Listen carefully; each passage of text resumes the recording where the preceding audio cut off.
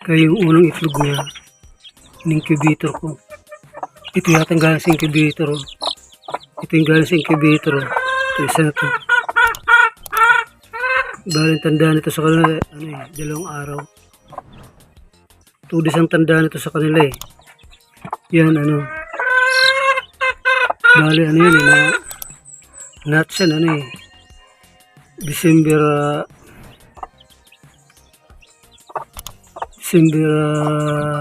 12 ba? Siguro ganun. December 12 yata to. Nuts. Itong 7 na to.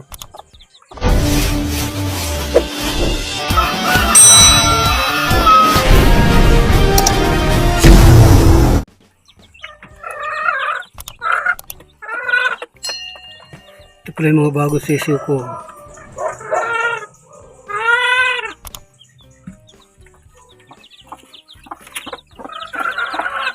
Sa incubator to galing. Yung isa sa incubator to eh.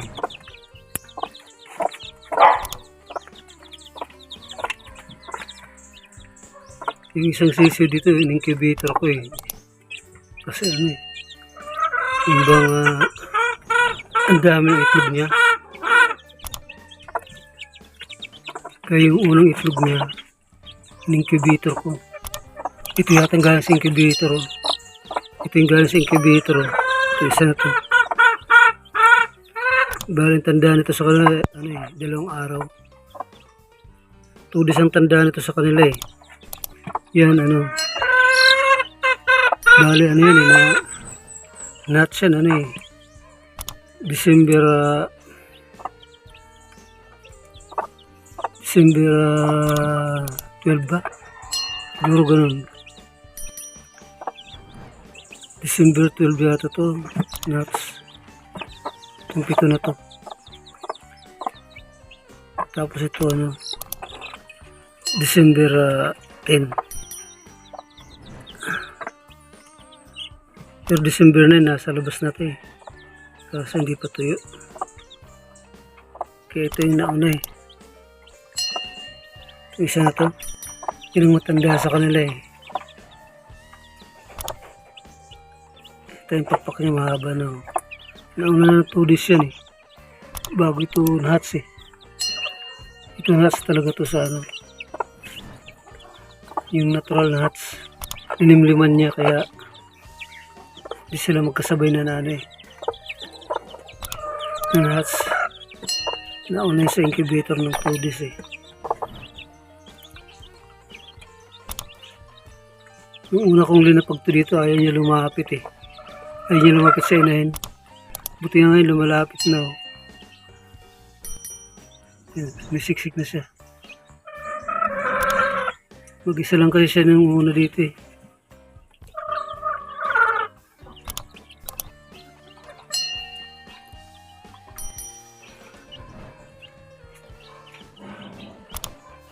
Kilso yung ito eh. Kilso yung tatay nito. Kilso yung tatay niya. Ito hindi to kilso eh. Anak to ng Ito yung manok na yung nanay niya pulat saka yung tatay pala. Pero lumabas siyang puti oh. Dalawa yan sila eh. Isa na ipamigay ko na. Ito lang na iniiwan ko kasi to eh. Talagang naging itlog to. Pero first time niya lang na gano'n. First time niya lang na gano'n. Naglimlim to. Nagats siya ng pinats niya yung itlog niya. Kaya nagkasisiw siya. Walang itlog niyan eh. Nagkasisiw din siya eh.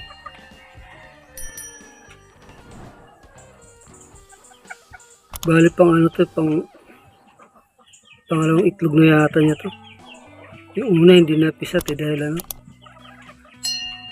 nabutan siya ng bagyo rito.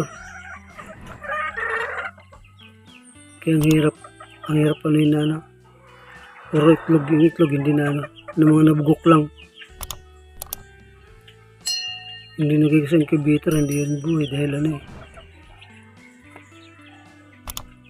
hindi sila nangitlog ng dahil kinasta ng tandang. Naiitlog siya ng ano, pagkain eh. Kaya yung una siguro itong itlog ano eh, puro pagkain siguro yun dahil hindi na buo itlog, dalawang sisiw lang na ano sa kanya eh, sa incubator. Dalawang sisiw, isa namatay pa.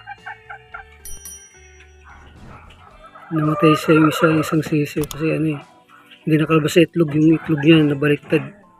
Nasubsob yung mukha yata eh, kaya hindi niya nabiyak ang itlog. Pero sisiw na talaga siya, nakalabas na yung tuka eh. Hindi ko kasi alam na ano eh, ganun mangyayari na ano. Nakasubsob yung mukha niya dun sa ano, sa incubator, yung sa ilalim ba? Sa pinaglalagyan ng itlog. Dun siya unang nagcrack ng itlog eh. Kaya nakalabas ng tuka niya. Nalunod siguro siya. Kasi nakasubsob siya dun sa ano eh, sa ilalim. Kinabukasan ko po nakita.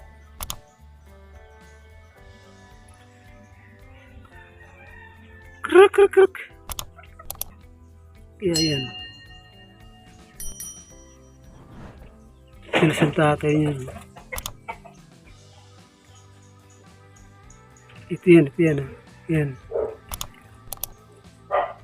Yan ang ano eh. Yan ang ulo niya ano eh. Yan ang panganay sa lahat eh. Ano. Yan nakalabas na yan. Pakpak na.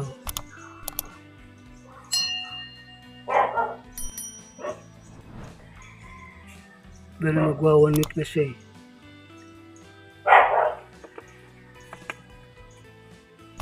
Tapos yung ano dyan, ano lang, Merkulis. 5 days pa lang dyan, ano eh. May sumunod sa kanya. May pakpak na rin.